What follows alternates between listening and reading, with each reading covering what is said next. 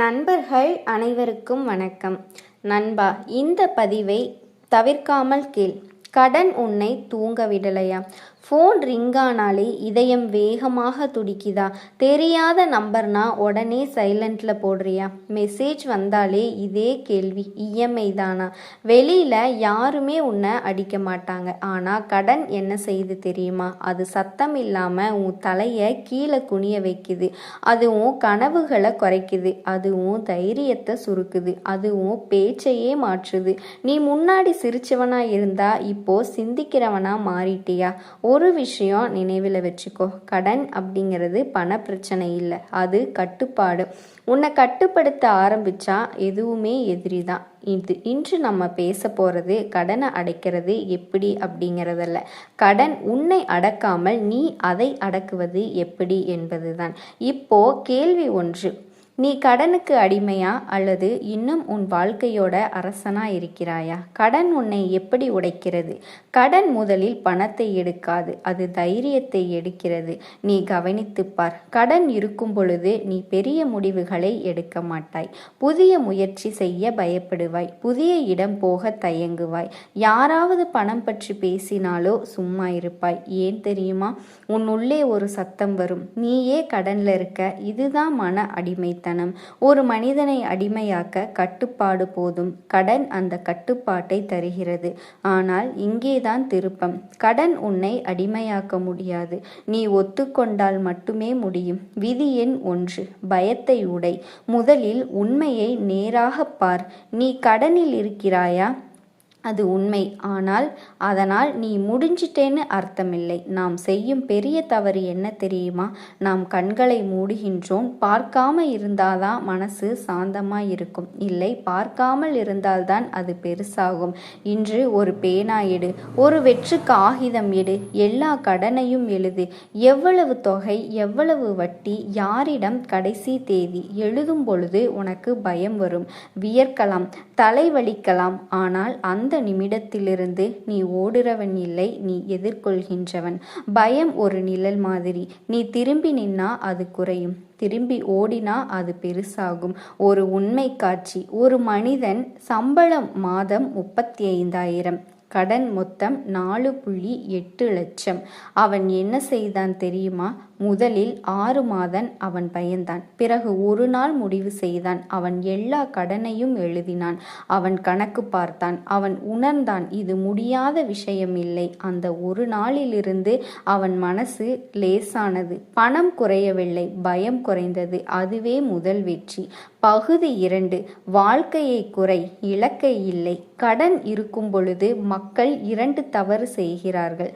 ஒருவர் இன்னும் கடனை வாங்குவார், மற்றொருவர் கனவை விட்டுவிடுவார். இரண்டும் அழிவுதான். தற்காலிக சிரமம் நிரந்தர சுதந்திரத்திற்கு வழி. 1 வருடம் சாதாரணமாக வாழ முடியும். பிரம்மாண்டம் வேண்டாம், காட்சிக்கு செலவு வேண்டாம், பிரபலமாக தைரியம் வேண்டாம். நினைவில் வைத்துக்கொள், வாழ்க்கை அவமானம் இல்லை, அது ஒரு தந்திரம். நீ செலவை குறைத்தவுடன் நீ கட்டுப்பாட்டை பிடிக்கிறாய். கடன் இருக்கும் பொழுது செய்ய வேண்டிய 5 செயல்கள்.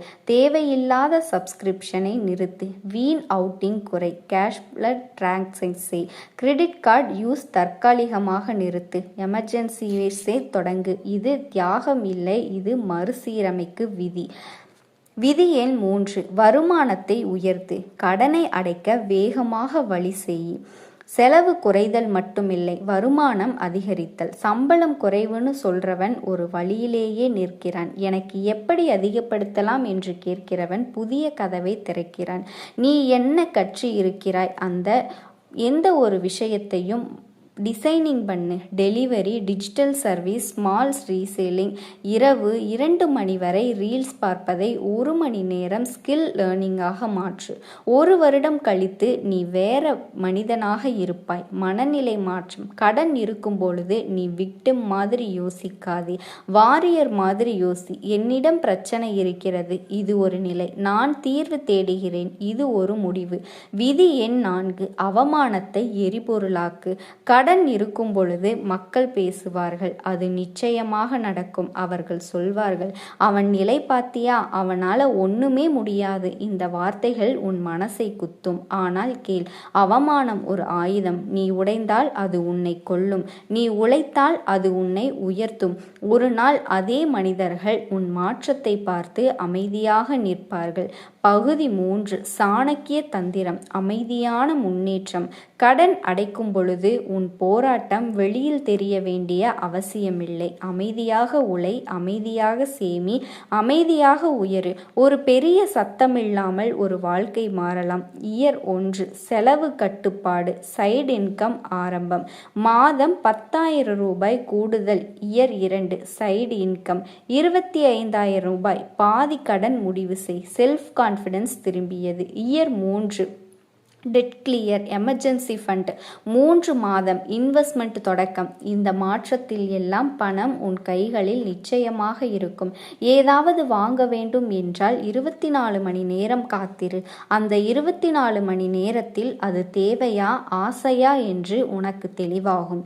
இந்த ஒரு பழக்கம் உன் வாழ்க்கையை மாற வைக்கும். கடன் சுழற்சியை உடைக்கும்.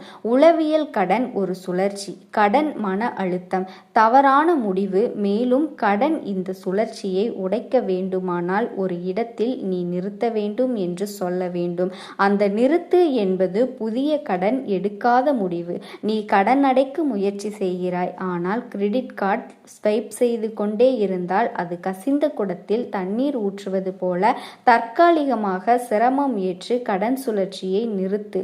பணத்தை மதிக்க கற்றுக்கொள். நீ கவனித்திருக்கிறாயா? கடன் இல்லாத போது நாம் பணத்தை மதிக்க மாட்டோம். ஆனால் கடன் வந்தவுடன் ஒவ்வொரு ரூபாயும் அர்த்தமுள்ளதாக மாறுகிறது. அதனால் இதை ஒரு பாடமாக நீ எடுத்துக்கொள். இன்று முதல் ஒவ்வொரு ரூபாய்க்கும் வேலை கொடு. உன் பணம் எங்கே போகிறது என்று தெரிந்திருக்க வேண்டும். எனக்கு தெரியவில்லை என்ற பதில் ஒரு ஆபத்தான பதில். பணம் உன் வாழ்க்கையின் இரத்த ஓட்டம். அது எங்கே கசிகிறது என்று தெரிந்திருக்க வேண்டும். உன் சுற்றம் முக்கியம். கடன் அடைக்க முயற்சி செய்யும் பொழுது உன் சுற்றத்தில் உள்ளவர்கள் யார்? செலவுக்கு தூண்டும் நண்பர்களா அல்லது சேமிக்க ஊக்குவிப்பவர்களா?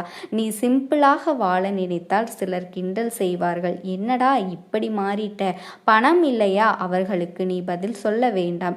இன்று அவர்கள் சிரிப்பார்கள், நாளை அவர்கள் கேட்பார்கள். நினைவில் வைத்துக்கொள், உன் வாழ்க்கை உன் பொறுப்பு. அவர்களின் கருத்து இல்லை. அமைதியான உழைப்பு. கடன் அடைக்கும் காலம், அமைதி இல்லாத காலம். சோசியல் மீடியா கம்பேரிஷனை நிறுத்து. மற்றவர்களின் வாழ்க்கையை பார்த்து மனமுடையாத நீ உன் பாதையில் நடக்க வேண்டும். ஒரு விதை மண்ணுக்குள் போகும் பொழுது அது சத்தம் போடாது, ஆனால் அது ஒரு நாள் மரமாக மாறும். இன்று நீ விதை நிலை, அதை ஏற்று நெருக்கடியை வலிமையாக்கு. கடன் காலம் உன் மன தசைகளை காட்டும் காலம். நீ இப்பொழுது கற்றுக்கொள்கின்ற இந்த ஒரு ஒழுக்கம் உன் வாழ்க்கை முழுவதும் உன்னை காப்பாற்றும். நீ இப்பொழுது கற்றுக்கொள்கின்ற இந்த பொறுமை உன் எதிர்கால வெற்றிக்கு ஒரு அடித்தளம். ஒரு நாள் நீ நிச்சயமாக முன்னேறுவாய். இந்த காலத்தை நினைத்து நன்றி சொல்வாய். ஏனென்றால் இந்த காலம்தான் உன்னை உருவாக்கியது. உன் எதிர்காலத்தை கற்பனை செய். கண்களை மூடி ஒரு காட்சி பாரு. கடன் இல்லாத நீ. ஒரு போன் ரிங்கானாலும் பயமில்லை. இஎம்ஐ ரிமைண்டர் இல்லை. மனசு லைட் ஆகும். நாட்டு நடப்பு நேராக அந்த மனிதன் நீதான். அவன் இப்பொழுது உருவாகிறான். ஒவ்வொரு ஒழுக்கத்திற்கும் அந்த மனிதனுக்கான ஒரு படி. பகுதி 12, 5 ஆண்டு திட்டம். 1 வருடம் கடன் கட்டுப்பாடு, 2 வருடம் முழு கடன் தீர்வு, 3 வருடம் எமர்ஜென்சி ஃபண்ட், 4 வருடம் முதலீடு, 5 வருடம் பாசிவ் இன்கம். இது கனவு இல்லை, இதுதான் திட்டம். திட்டமில்லாதவன் கனவில் வாழ்வான். நிச்சயமாக திட்டமிட்டவன் உண்மையில் வெல்வான்.